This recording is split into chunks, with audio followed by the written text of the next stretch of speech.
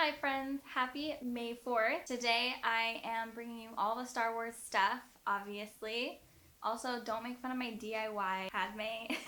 I did my best, okay? Fun fact, I don't know if this counts as like a party trick or something, but I can name like every Star Wars score there is. Like you could put on any Star Wars score, any of the tracks, and I will be able to name it without context. I'm like, Duel of the Fates, Across the Stars, Rey's theme, the Jedi Steps and finale, the Spark. I mean, like all of them. But anyways, I didn't come here to talk about John Williams, even though I would like to. I have always really loved Star Wars, and even my parents have always loved Star Wars.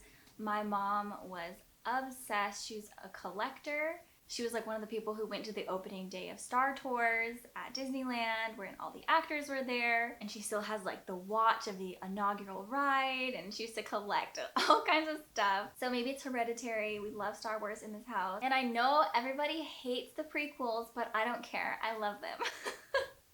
So I've got my Padme hair for you today. And yes, I said I love the prequels, okay? I don't care about what anybody says. Anyway, there are two parts to this video. In the first part, I'm going to recommend you Star Wars books that I've read recently that I really loved, whereas in the second half, it's going to be other books that have similar tropes to Star Wars. So the first book I want to talk about is A New Hope, The Princess, the Scoundrel, and the Farm Boy by Alexandra Bracken. This is obviously supposed to be based on A New Hope, episode 4. And this book really caught my attention because it's written by Alexandra Bracken, who is really popular on BookTube and Bookstagram for some of her series like The Darkest Minds and Passenger, and most recently Lore. So I thought it was really cool to see that she wrote a Star Wars book licensed by Disney. And of course, when you go into a book like this, where you already know every detail, every plot, every line, I don't know, you might wonder like, why would you want to read that if you already know everything that's going to happen? For me, I just love the stories so much that consuming it in a different format, even if it's novelization, graphic novels, I just love consuming the story over and over again. It doesn't get old to me. And somebody always brings something different to it each time. So I felt like Alexandra Bracken really delivered here, and I especially want to recommend the audiobook. I listened to this on audiobook, but I also read it on ebook, so I would recommend both. But the audiobook in particular was spectacular. It was like watching the movie, but with Alexandra Bracken's twist on it. The performances were amazing.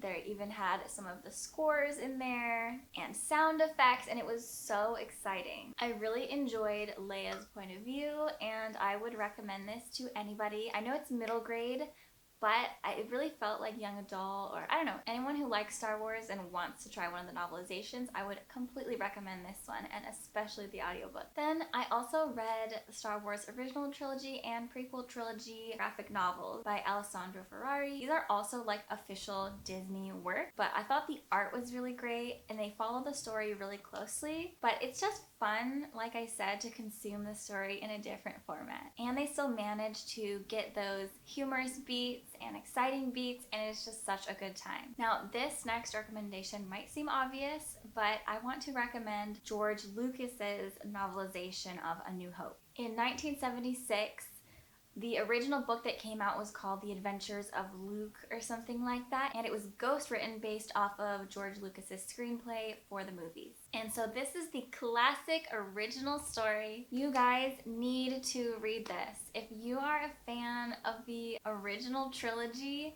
this book was so good. The writing is really lush and descriptive. The imagery is vivid. What a ride. I know so many Star Wars fans that are just completely immersed in lore, but I don't know a ton of people who have read the original novelization. And I'm so glad I did because it just doesn't get old.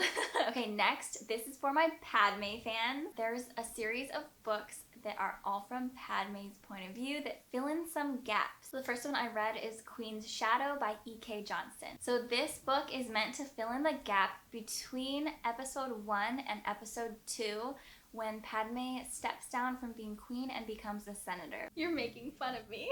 No, I'd be much too frightened to tease a senator. You guys, I know everybody loves to hate on Padme and Anakin. I love them.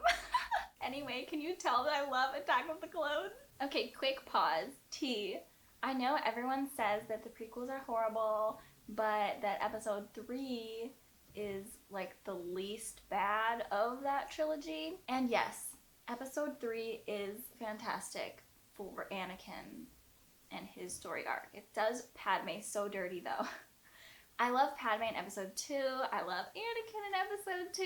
Episode 2 is my jam. Anyway, I don't even remember what I was saying. I just started thinking about the duel on Mustafar. Anyway, let's go back to talking about Padme's novelization. So there are several canon Disney Star Wars novels written by E.K. Johnston, including Queen's Shadow and Queen's Peril, and there will be a third in the Padme series coming out, I think, in a year or two. I really liked Queen's Shadow because I love Padme. I did miss Anakin though. And then the Queen's Peril takes place just before the Phantom Menace. So it's really fun to get into Padme's head and see her handmaidens and the people that surround her, and I absolutely would recommend these. The next two books I want to talk about are Star Wars from a Certain Point of View and The Empire Strikes Back. These are both so cool because they're collections of short stories from different authors. From a Certain Point of View has a ton of awesome authors. I'll put some of them on the screen behind me, but like Meg Cabot and E.K. Johnston.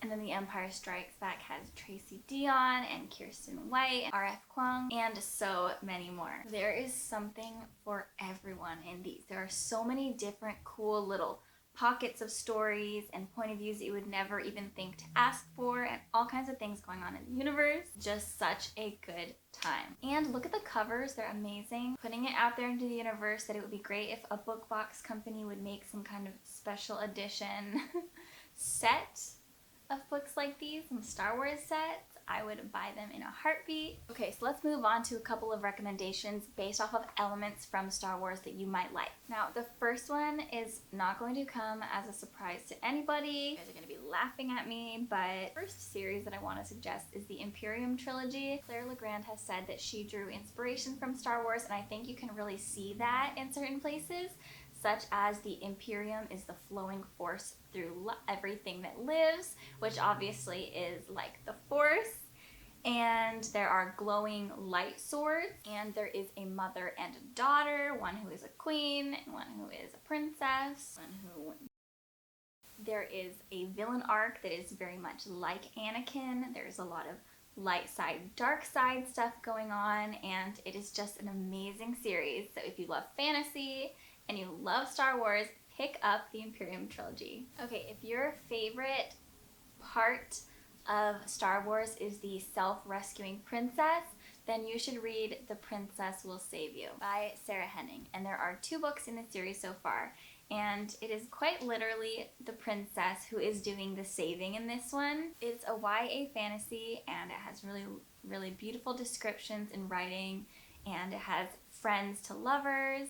Again, self-rescuing princess. Need I say more? I would definitely recommend it, and I think the series has been getting better as it goes. If your favorite element of Star Wars is just the fact that it's set in space, then I'm going to recommend Once and Future by Amy Rose Capetta. And this is kind of a gender-bent version of the Arthurian legends, which I think, again, is very self-rescuing princess vibe, but it's really fun if you like space and intergalactic spaceship chases. And can we talk about the cover? Literally stunning. Okay, next, if your favorite element of Star Wars is the battle scenes and the ship getaways and stuff like that, then I'm going to suggest Armada to you. The book itself has a ton of references to 80s pop culture and science fiction stuff, and the main character is a lover of science fiction, so it's just very fitting. So the main character one day sees a spaceship land on Earth. He gets sucked into this game, this simulation called Armada,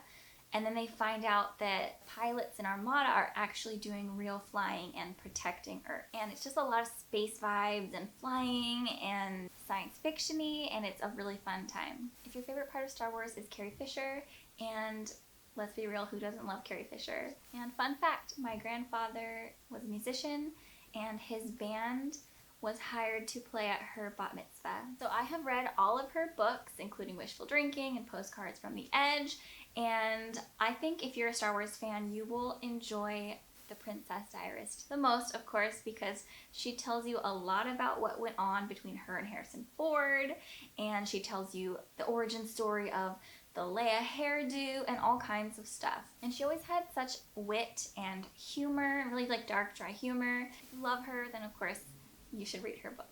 Alright you guys, I'm going to cut the video off there so it doesn't go too long. But I hope you enjoyed this video. Let me know if you want to see more themed videos in the future. I don't know how many I will do a hairstyle for though, because yeah. Leave me a comment below. Tell me who your favorite Star Wars character is, or which movie is your favorite, or if you've read any of the lore and what you think. Alright you guys, thank you for watching and being here. Don't forget to subscribe, and I will see you guys next time. Bye!